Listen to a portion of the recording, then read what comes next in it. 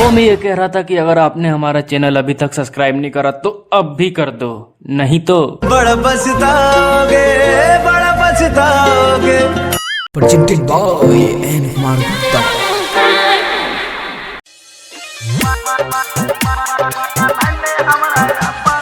DJ Lal Babu Raja, DJ Lal Babu राजा। धूम recording studio, राजा सोनवर्षा, थाना चौक। गोदिया में अपना बैठाई के घुमाई देबो दिल्ली शहर। हाँ गोदिया में अपना बैठाई के घुमाई देबो दिल्ली शहर। रहबे तू खूबे खुशहाल के बनाले छोड़ी अपना लभर। रहबे तू खूबे खुशहाल के बनाले हमरा अपना लभर।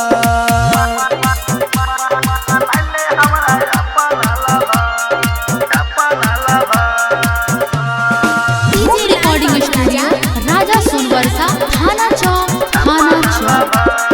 झुमका झुलनिया देबो योडी कनवाली। बॉडी लोशन फेयर लवली देबो ओठलाली। झुमका झुलनिया देबो योडी कनवाली। बॉडी लोशन फेयर लवली देबो ओठलाली। रोजे रोजे ले बगे छवाडी डाल के हम हुकभा। रोजे रोजे ले बगे छौडिया डाल के हम हुकभा। रहबे तू खूबे खुशहाल के बनाले छौड़ी अपना लभा। रहबे तू खूबे खुशहाल के बनाले हमरा अपना लभा।